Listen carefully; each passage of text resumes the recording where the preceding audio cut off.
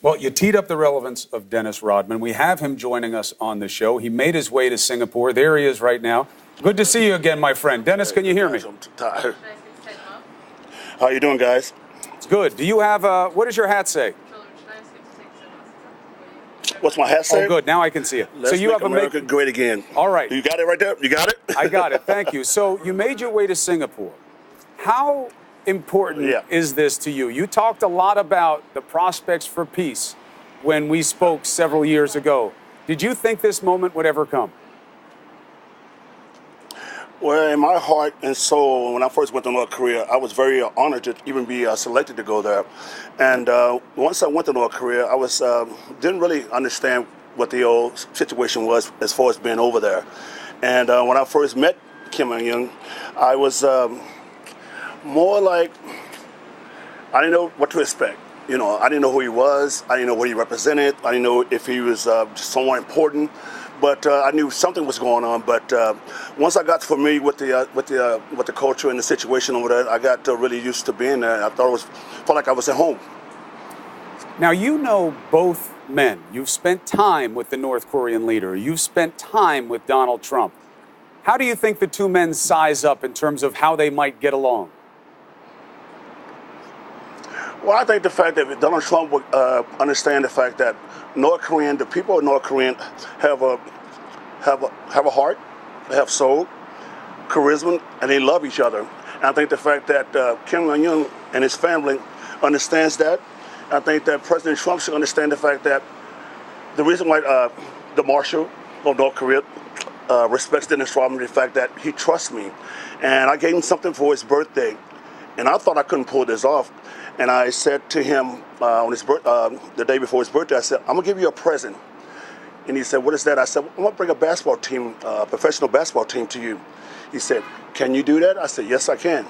Even though I knew I couldn't do it, I said, if I fail now, it's going to be a problem. So basically, I got a lot of people together. I got Popcorn here, helped me out, my sponsor. Thanks to those guys.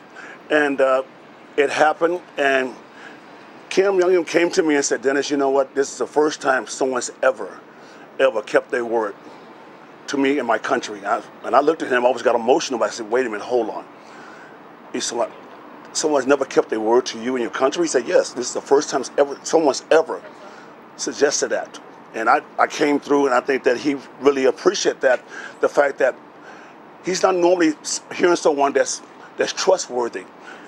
And I think that country is normally hearing people that's always lying, deceitful, and not trustworthy. And I think that if Trump goes in there with a great heart, with his heart on the table, and let Kim Jong-un see him, really emotional as far as like speaking to him. It ain't got to be about war. It ain't got to be about hatred or what happened in the future or in the past, the past. We'll move on to the future. And I've told people about Kim Jong-un. He's all about the 21st century. He's trying to progress his country. And Donald Trump is going to do a great job is try to reach out and make sure that our hands, Americans, our hands are always open, because as Americans, we have let so many people around the world join us to be happy in one country, that's the United States. And now we have really put ourselves on a line to reach out to North Korea, and they've been so gracious to me, my family, and the United States. So let's make this happen. If Trump could pull this off, more power to him. Dennis, did Kim reach out to you, or any of his people reach out to you? The president's people, anybody reach out to you for insight into the other side? Well, you know what? I've talked to those guys the last 5 years. Which guys? And I talked to Kim Jong-un and an administration over there 5 years ago. And he asked me 5 years ago, we sat down for lunch. And he sat down and asked me, hey, Dennis, I would like to ask you three things. If you go back to tell the President of the United States these three things, and I would be willing to talk to him. And this is a true story, and I got my people here that was there that heard the conversation. He said things like, if they can move the ships back from South Korea, I would do what I have to do to listen. If you can move certain things or do certain things, I will listen. My ears will be open. And I tried to do that to Obama. And Obama didn't even give me the time of day. I asked him, I said, I have something to say from North Korea. He just brushed me off. But that didn't deter me. I still kept going back. I kept going back. I showed my loyalty and my trustworthy to this country. And I said to everybody, I said, the door will open. I remember you saying it. I remember you saying it. Let me ask you something. Does Kim understand English, Dennis? No, it was amazing. It's amazing. It's amazing. When I said those things, when I said those damn things, when I went back home, I got so many death threats.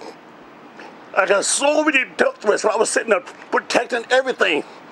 And I believed in North Korea. And when I went home, I couldn't even go home. I couldn't even go home. I had to hide out for 30 days.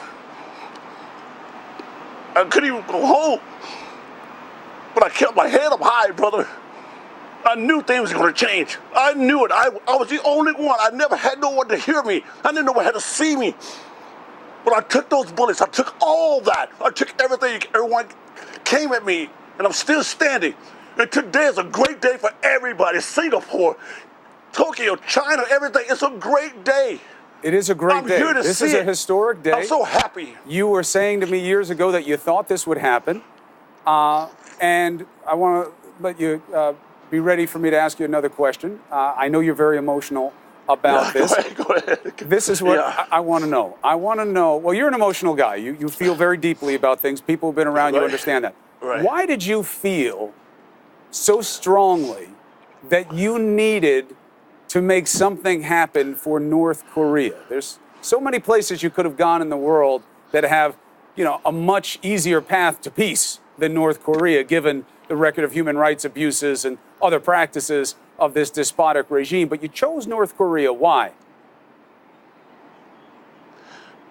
Well, I feel like, I said, I was very naive when I went over there. I didn't understand and expect all the things I was getting when I went over there. They said, do you realize what you was doing, Dennis, when you went over there? I said, no.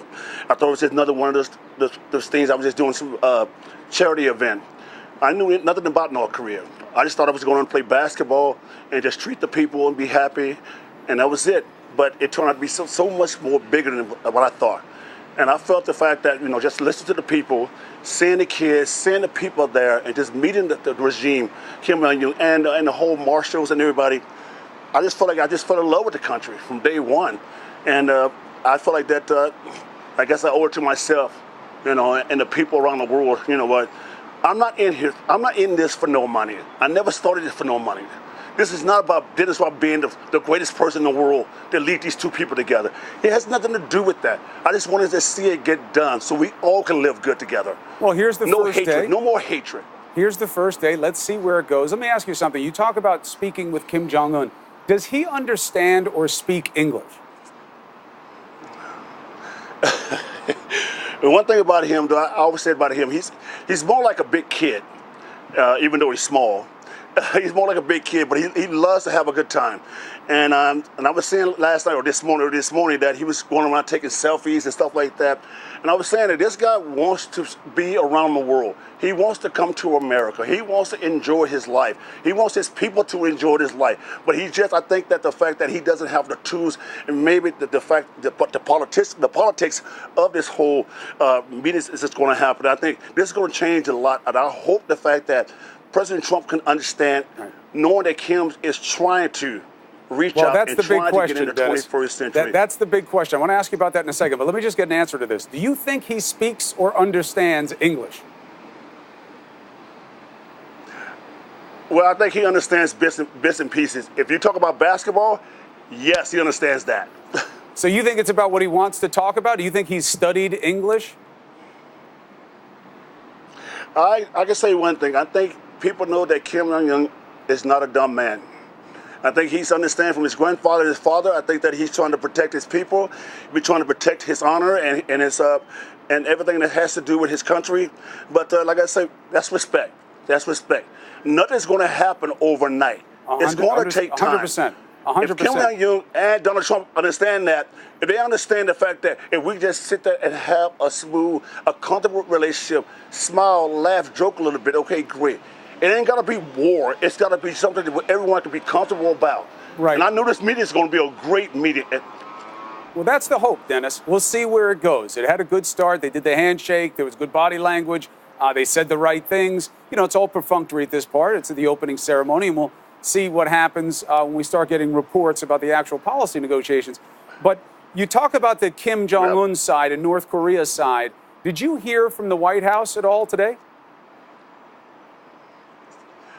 Well, yes, I did. But and the good thing about it, yes, Donald Trump reached out. He called his secretary, and she called me and said, Dennis, Donald Trump is so proud of you. He thanks you a lot. And that means a lot. You know, because after all these years, the fact that I somewhat had something to do with this North Korean situation, but I don't want to take any credit where credit's due. I think we all need to take credit. And I'm just here, I'm just so thankful to be here. I'm glad the fact that this is happening. The world saw it, I saw it, my kids saw it. So you know what, it's just hope for the best. We don't need a miracle. We don't need a miracle. We just need the doors to be open so we can start fresh and make this a better place in the world, baby. That's it. Well, look, sometimes it does take a miracle. I mean, you know, you're dealing with some really tough things on the table here. You know, I know that you've had good experiences with the leader of North Korea, and this is a nice moment. I'm not looking to get into it with you again, but you know now things you didn't know then. There's a lot of violence. There's a lot of negativity, and it all stems from your friend, the ruler of North Korea. You know, this man isn't all selfies and smiles. He's responsible for the deaths and hardship of a lot of people. How can you be sure he wants something better than what he is right now? Well, as we know, Chris, the fact that, you know, I'm not a politician. You know, I'm not sitting there trying to fight the fact that, you know, I'm on his side 24/7. I'm not doing everything right to say the right things to make him look like a better man, a better person. I've never been like that. I've always been like down the middle. Here it is, you know. He's a good friend to me. That's what I look at. I don't see the politics of this whole situation. I don't want to see that. I want to see that to go away. I want us to see us get along, to have a handshake, to have a smile, have a glass of iced tea. Just talk to each other friendly. I don't need to worry about the war stuff and all the stuff that's going on. I don't know anything about that. I just want to do one thing, bring sports to North Korea and try to bring that connection with us to North Korea. That's it, sports. Everything else should be Donald Trump's hands and the people in the White House hands. I'm out of it. I'm just so happy just to be here, man, and to see everyone in the world get emotional like I did, cry to see it really, really happen. And Donald Trump should take a lot of credit for this because he went out the box and made this happen. So anyway, so I want to say one more thing before I leave. Can I say one more thing? You can say whatever you want. Go ahead. Okay, so can I thank some people, though, while I'm here? Can I thank some people? Yeah, go ahead. But let me ask you something. Don't go on a whole tour about it, but I want to ask you something else. But thank somebody if you want to thank them. Go ahead, Dennis. All right, so, you know, I just say thank, you know, all the good people that's really stood by me, Darren Prince, you know, Vo, all the guys that went with me, North Korea. You know, I'm thinking Chuck Daly, I'm thinking Phil Jackson, I'm thinking Jeannie Buss, I'm thinking, you know, Pete Giannopoulos, I'm thinking Eddie Vedder, the Pro Jam, everybody that supported me with through all these things. So, you know, I think my kids, they still with me after all these years, all the things I've done up and down, they still with me. You know, I just want to thank everybody, man. And plus, you know what, I'm thinking these guys at Popcorn that supported me through this whole venture. I got you. We see the shirt there. Goes. You got a good outfit. You got Trump on the top. You got Popcorn on the bottom. Let me ask you one more thing. You think there's any chance that you might have a role in this process? Has anybody reached out to you or given you reason to believe that whether it's the North Koreans or it's the Americans, that they may reach out to you as some type of resource here, something that is part of this mix going forward? Well, you know what, like I said, that's not my job. I wish that the fact that people would quit putting me in that title role, the fact that I should be involved with this whole politics stuff. I just want to be involved with the sports aspect. And if they can use me in that direction, maybe I can have some type of common sense to shine some light on what's really going on in North Korea. If Trump want to come ask me about certain things, he'll probably figure it out today, and I hope he does. But if he want to ask me one-on-one, I'm willing to do it. So, like I said, I know a lot of things, but like I said, this is Trump and Kim Jong-un's day. This is the world's day. It's not my day. I just came here because I wanted to see face-to-face in my own eyes. So thank you guys for having me on in the world. Thank you guys. I'm going to do more important things down the road. Please. Well, Dennis. Step behind me. Be behind me. Dennis, it is good to see you. I'm glad you are well. I know that you're on your own journey. Stay healthy. Stay happy. And Right. please let us know what you find out Roger. about this process. It's good to see you, Dennis Rodman, in Singapore. Thank you. All right, thank you, brother. All right. All right, brother. Jim Clapper, we're looking at the moments earlier. It is bizarre, to say the least, but here I am next to the Director of National Intelligence, former Director for the government, and Dennis Rodman, also known as the Worm for how he played basketball.